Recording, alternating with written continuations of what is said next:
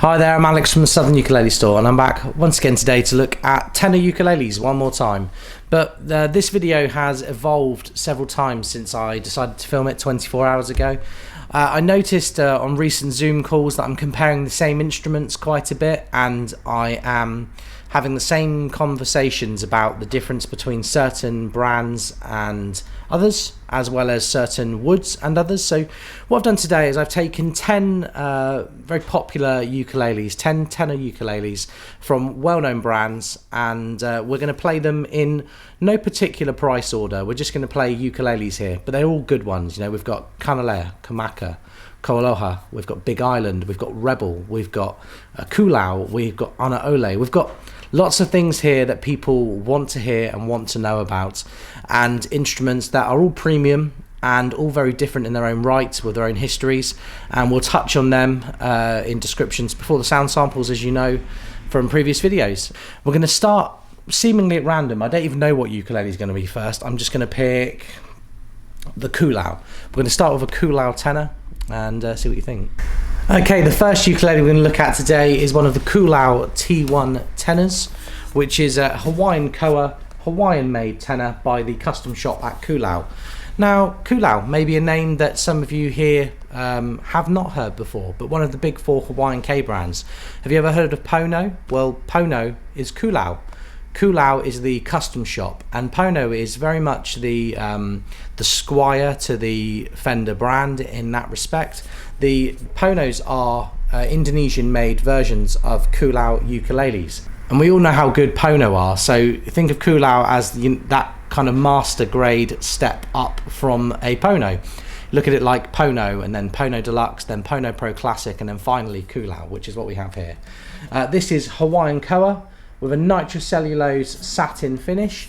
It sounds really warm, traditional, very open, really lovely grain koa. We have two of these, and I think the reason that we were being asked about them so much at the moment is because we've had them since before Christmas, and as I filmed this at the beginning of March, we've just discounted these, so do check out the link if you like what you hear. This instrument has Hawaiian pheasant wood as the fingerboard material, which sonically is similar to my ear to rosewood. It's a very straight grain wood. I'm going to try and get a super close up of it for you and under a bright light so you can see it. But it's a wood that every time I look at it, I think, wow, I love this. Why is it not being used more? You have big chunky frets with a 35mm nut and the Pono style, very C-shaped neck. You have a slightly thicker traditional headstock with Goto planetary tuners, bone nut and saddle. And other than that, it's a fairly plain looking instrument. It's gone for a traditional Kamaka-esque spec, but they do come with a really nice hard case too. And yeah, the whole thing is just a very cool, if you want a Hawaiian ukulele, you want something traditional, maybe you want to complete the set if you've got a Kamaka, Kanile'a already. KoAloha is that other famous Hawaiian K brand. So I've done enough talking about this ukulele. Let's give it another play and see what you think.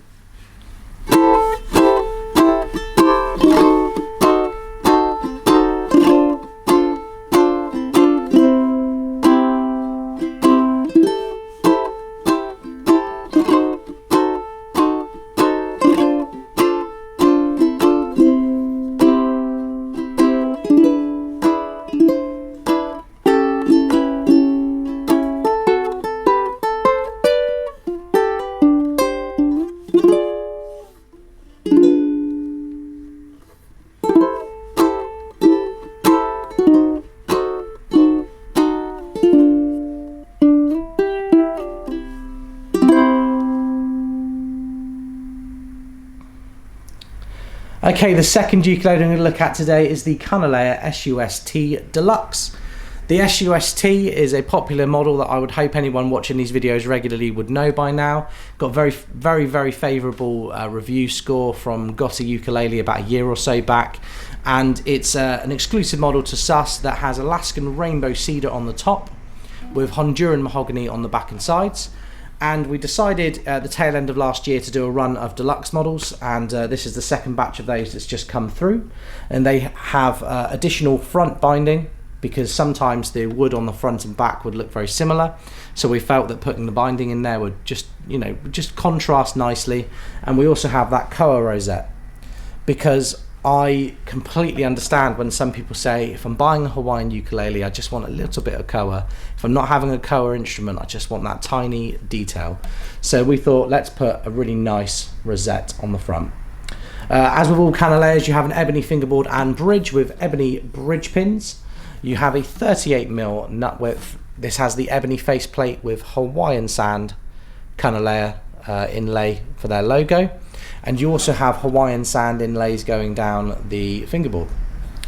I've been playing an SUST now since the end of 2018, and it's one of 3 ukuleles that I find that I always play. I pick it up all the time, and I can't tell you what it is about that ukulele, but it has everything that you want from a Hawaiian ukulele, but also the cedar gives it a warmth and a punch that you just don't necessarily get from Hawaiian koa. So the SUST DELUXE is perfect for a flamenco player, somebody that wants a percussive, slightly more textured sound and a bit less sleepy and dreamy. I've talked enough about it though. This is the SUST DELUXE. Let's give this one a play and see what you think.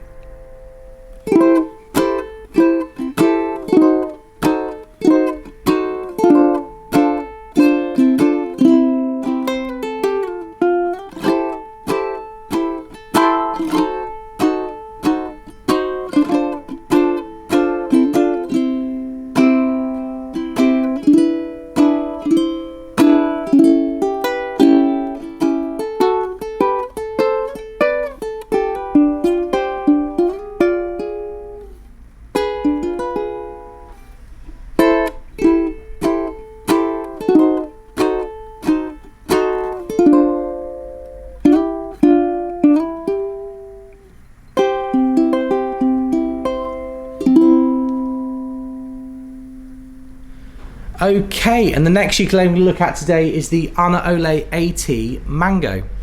Ukuleles grab a lot of people's attention because they are an affordable Hawaiian ukulele brand. These standard models retail for similar money to a Miller, a Rebel or a Pono, but they are Hawaiian made using Hawaiian woods. This is Hawaiian Mango with a Hawaiian Kiawe fingerboard and bridge.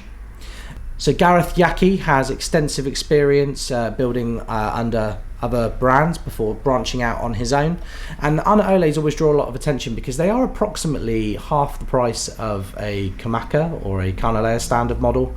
And I think that the price is quite fair. You know, the finish on these is not necessarily as factory fresh as something like a Kamaka or a Kanile'a, but these are being built by 1 or 2 men in a kind of smaller workshop, so they've got that workshop feel about them. The benefit of that is that everything feels quite played in, so the finish is a very, very light lacquer with kind of very vintage spec. When you look at them, they could be 15, 20 years old, or they could be brand new.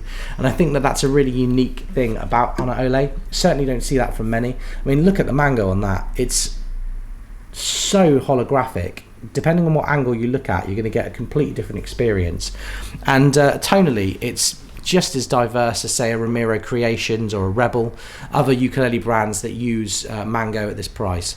I guess the thing to weigh up if you're looking at Ukuleles against other ukulele brands is whether you want something that is kind of sparkly clean and new, or you want something that's going to have kind of smoky, mature edge to it when you get it.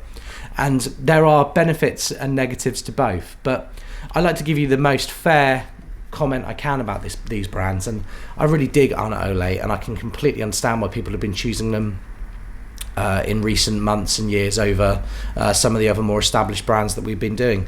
I'm going to give this Ukuleles AT Mango a play and see what you guys think.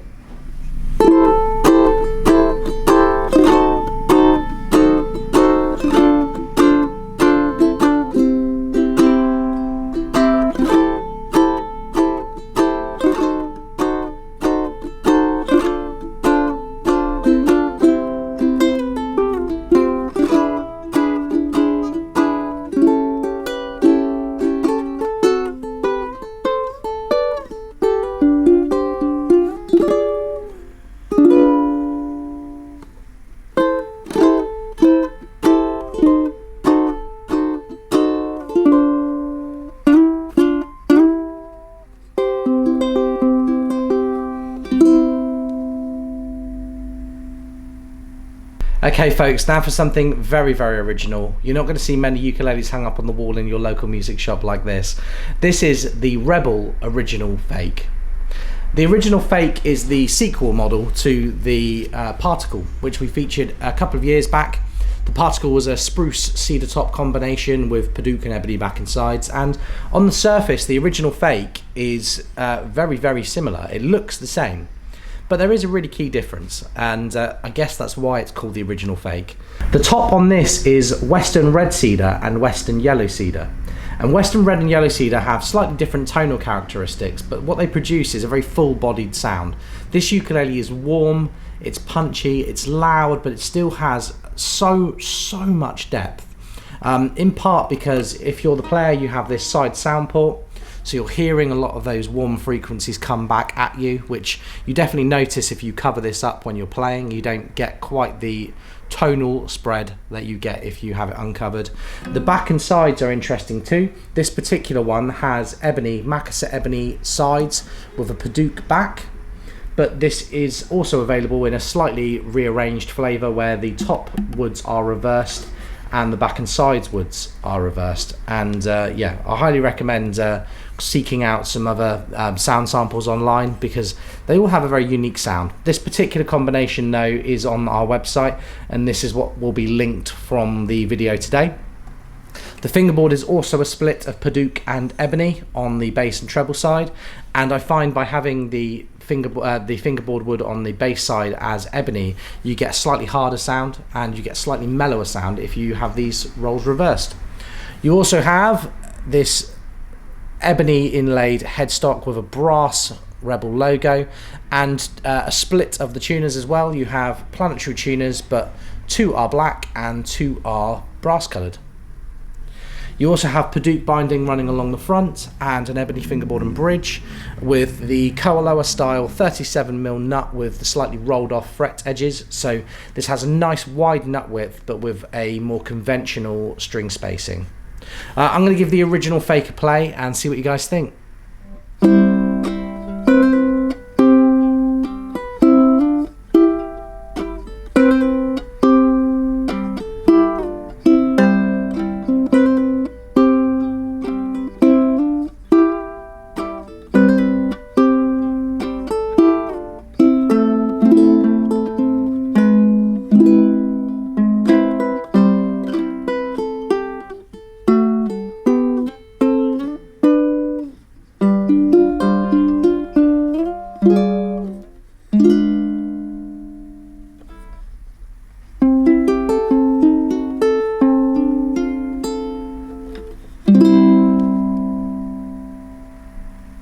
Okay, the next ukulele we're going to feature today is the KoAloha KTM-00. Now everyone knows this ukulele. It's about as famous as ukuleles come.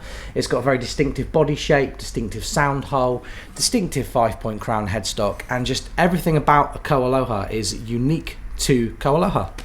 Fantastic, quirky company started by a chap called Pops Akami back in the early 1990s. He was very famous before for making ukuleles that were about this big, and we're actually fortunate enough that we're going to be featuring some of Pops Akami's own original ukuleles very, very soon.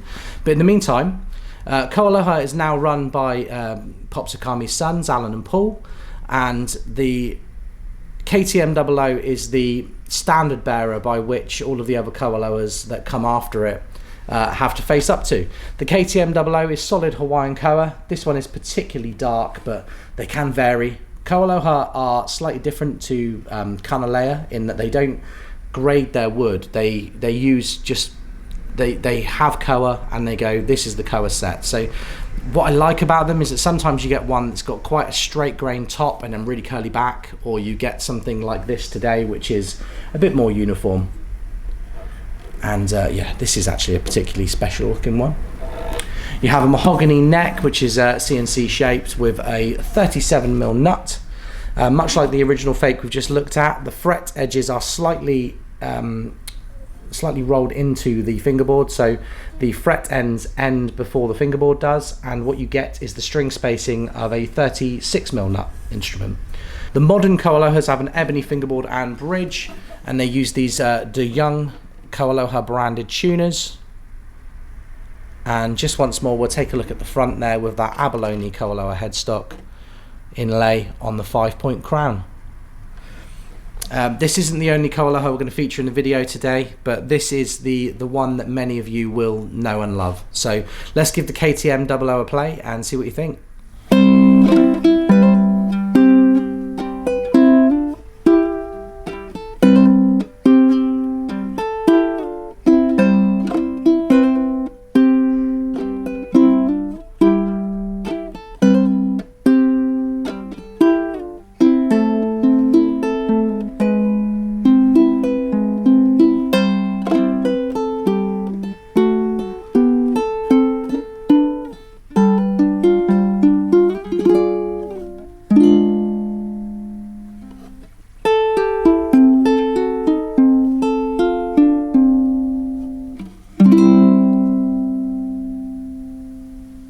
Okay, the next ukulele we're going to look at today is another brand with a long history that people know and love and respect, but perhaps a brand that don't get as much attention in 2021 as they did 10 years ago. This is the Big Island KT-TR. Now, Big Island were a brand started by Jorma Winkler, who also started Imua, about 15 years ago now, and they were Vietnamese-made instruments that were taken to Hawaii for final assembly, and they grew a fantastic reputation before seemingly kind of going very, very quiet in Europe and much of North America. In recent years, they have been taken over by a new company who send the instruments now directly from Vietnam in an effort to keep these instruments more affordable and kind of competitive to the Hawaiian-made models, but not necessarily as expensive. And the KT-TR is the best example of that. So the woods here have come from Hawaii. This is Hawaiian koa. Very nice Hawaiian koa top, back and sides on this ukulele, all solid, with a rosewood fingerboard and bridge, and you have a 35mm nut width with this very, very unique turtle inspired headstock with the turtle inlay. You have the snakewood buttons on the back on closed back tuners, and the Big Islands, they tick the boxes for a lot of people because the body shape is familiar to those that want a Hawaiian uke. It's big, the depth of the ukulele is not too fat, but the overall proportions are slightly chunkier, and what you get is a slightly more full-bodied, slightly more Hawaiian sounding ukulele. The KT-TR comes in a hard case. It's well under £1,000, and for those that just for whatever reason cannot or don't want to make the jump up to the kind of £1,000 plus ukuleles, this is a fantastic surrogate and a worthy competitor to really well-known brands like Ramiro Creations, the KoAloha OPOs, the Millers, the Ponos. There's lots of ukuleles at that price, and Big Island are another one that are completely worthy of your attention. I'm going to feature the koa one first today. We're going to look at the mango one a bit later on in the video. This is the KT-TR. Let's give it a play and see what you think.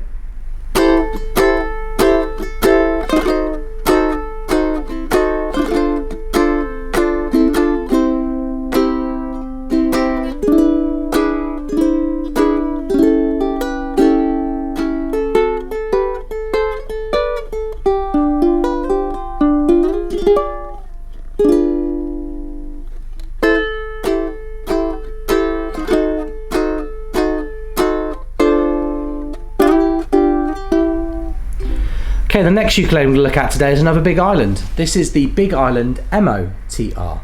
Now the MOTR is the Hawaiian mango tenor ukulele, and it's the sister ukulele to the koa version we've just looked at. What you get is figured Hawaiian mango on the front, back and sides with a mahogany neck, a rosewood fingerboard and bridge. One thing I didn't mention before is that they are a slot bridge, so the strings just have a little knot tied in, and then you put them under the slot at the bottom. The mango versions have what looks like koa binding on the front and back, but it could be a different wood. Please do check the description, but it certainly looks like it's koa. And then you have a koa rosette, which is definitely koa around the sound hole there. You have the same headstock with those snakewood buttons that just set everything off really nicely, and a 35mm nut. I love Big Islands. They were one of my first ukulele brands that I really took to, and although the model range that they produce nowadays is much smaller, they've definitely picked their favourites and picked the ones that people ask for the most. Please excuse the car alarm going off outside. I'm going to give the MOTR a play when things quieten down and see what you think.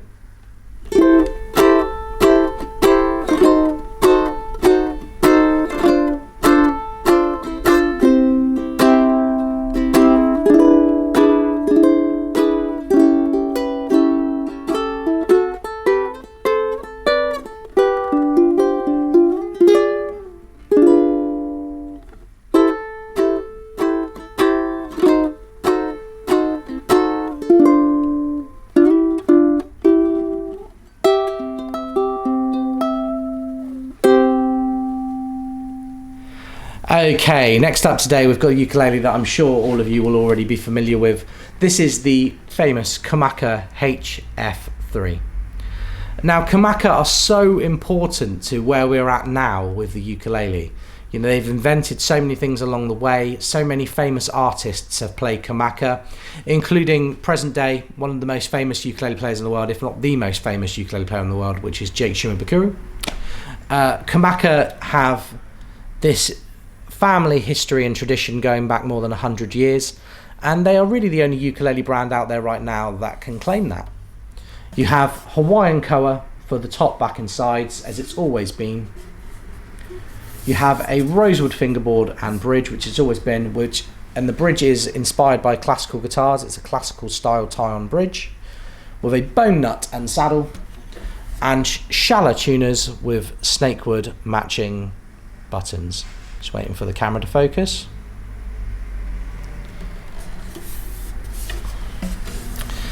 Everyone knows Kamaka. Everyone knows that Kamaka make fantastic tenors, so there's not much that I can add. I highly recommend checking out, basically if you Google ukulele, Kamaka will probably be one of the first things that comes up.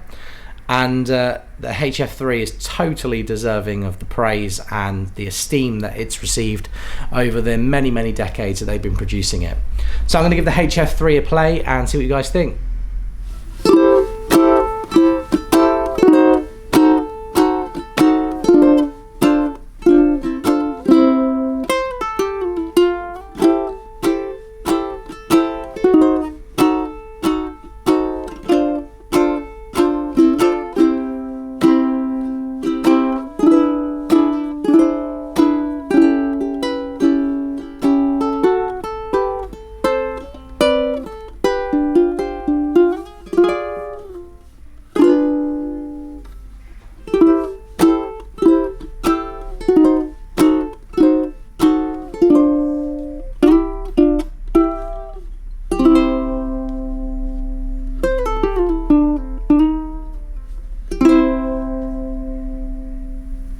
Okay, it's nice to start up with a close-up every now and again, especially when the close-up is of something just so gorgeous. This is a KoAloha Red Label Silver Series tenor. Now there's a lot of colour in there, but let's just unpack it a moment. KoAloha, famous ukulele brand, have the standard series, the production line models like the KTM-00 that we've looked at earlier in the video. At the other end, you have the Black Label, which is the Okami made instruments. These are the master built instruments made by head luthier at KoAloha. And then you have the Red Label instruments. These instruments are a hybrid of the two. They are in designs inspired by Black Label creations, but they are made by senior members of the KoAloha team. So people that have been working there a long time, people that are trusted to do the finer work. And what you get is a series of ukuleles that only comes around every couple of years. The Red Label here is high-grade Hawaiian koa on the front, back and sides, with the same kind of spec as a normal KoAloha to a point. You have a mahogany neck that's CNC cut, the 37mm nut width with the rolled off fret edges so that you have the slightly narrower string spacing. You have an ebony fingerboard and bridge, but this model also has an abalone rosette, that unique red foil label inside, front ebony binding, which is really nice ebony. They've picked really nicely figured ebony for all of these. And then in addition to the normal abalone dots, you have the 25th anniversary inlay on the 7th fret. You also have hip shot tuners, one of my favorite tuners to use, And on the front you get the KoAloha custom inlay on a black faceplate with a 5-point crown. We sell these hip shot tuners here at SUS because the first red label we ever received, I loved these tuners so much that I contacted Hipshot and had them make some for us because I wanted them on my own ukuleles. They are an open back tuner that they turn like butter. They are the smoothest ukulele tuner I've ever seen. We do sell them, as I said, and I use them, and I've converted several instruments of my own to have these tuners because the first red label I played had them and I was just blown away. The other thing about this ukulele that we need to mention is that it's braced very differently to a normal KoAloha. I didn't talk about this with the KTM-00 earlier on, but the KoAloha bracing inside it's ribbed, so the instrument is supported by ribs around the top, whereas this has more traditional ladder bracing. And what that does is it adds a tiny bit of weight to the top and it gives the instrument a slightly darker sound. Hopefully you'll hear that when you hear the sound sample in a moment, but all of the red labels that we had on this consignment have a more dark and more traditional sound than a normal KoAloha, which is going to appeal to some, but it truly is the kind of perfect compromise for those that want a more full-bodied and less boisterous and untamed sound, but they want the feel and the poise of a KoAloha. So yeah, there's nothing not to love about this. It's a fantastic ukulele. They're being made in extremely limited numbers. This one is number T017, of which they will probably produce about 30 to 50 in total. Let's give it a play and see what you think.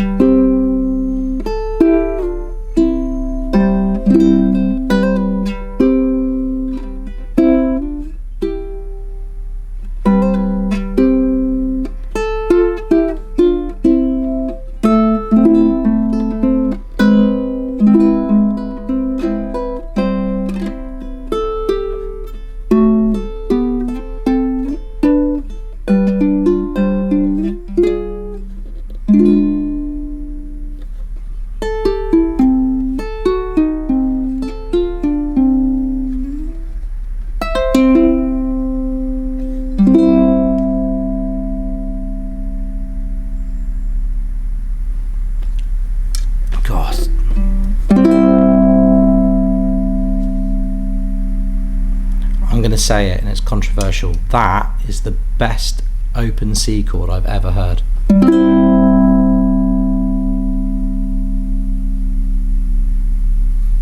Stunning. Okay, and the final ukulele we're going to look at today has a really cool story behind it.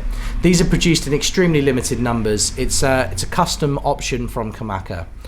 This is a Kamaka HF-3DS.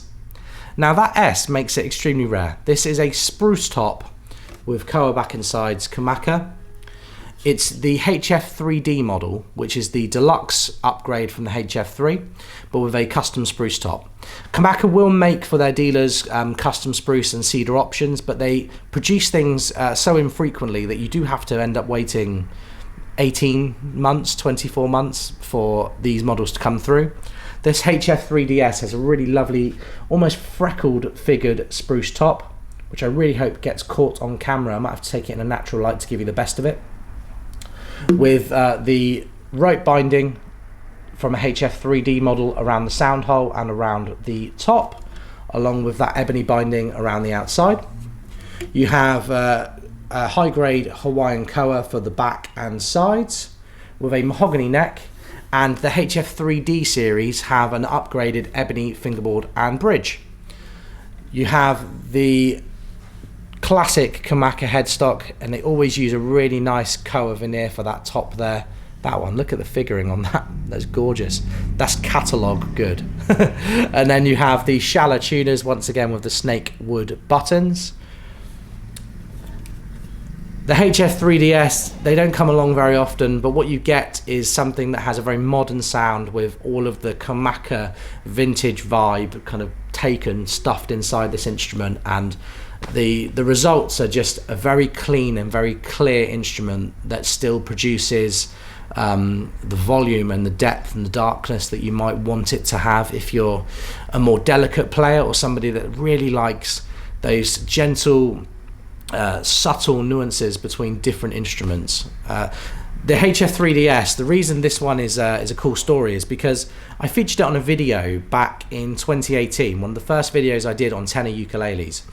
And the ukulele just won the sound sample hands down for so many people. And this video's had 30,000 views. And everyone just said the Kamaka, the Kamaka, the Kamaka.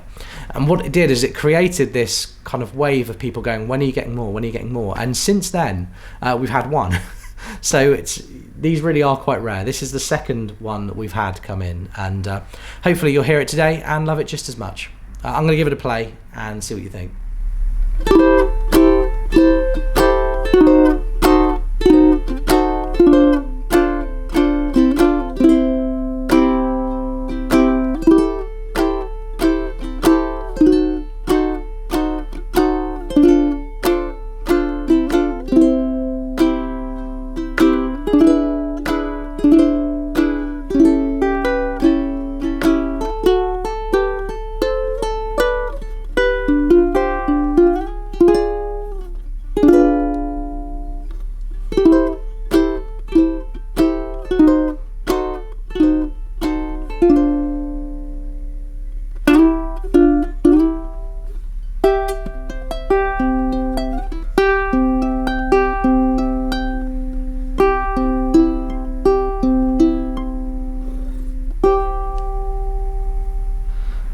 Okay then, so that's another 10 ukuleles in the book. I'm still trying to figure out what I'm going to call this video, because if I called it 10 tenor ukuleles that people ask me for demos of all the time, it doesn't have that catchy ring to it. I'm thinking 10 more excellent ukuleles, or 10 superb tenor ukuleles, or I don't know, suggestions in the comments section. I'm not above changing the title of a video if a good one comes along, or stealing it for a future video. But back to the ukes. Which one was your favourite? Which one didn't you like? And playing the potluck game of pricing, you know, what order would you put them in? I'd love to know. Please do leave a comment, like the video, subscribe to the channel, check out my Ukes of Alex channel as well. I'd be really grateful. That's something I do on my own time. And yeah, if you have any questions, you can contact me or any of the team in store on 01202 430 820, or you can email me at alex@ukulele.co.uk. I'll be back very, very soon. I've got so many videos to make and just not enough hours in the day to make them at the moment. So keep an eye out and you know, hit that bell notification icon on the channel if you want to be notified when a new video drops. Have a great day. I'm Alex, and I'll see you again very, very soon.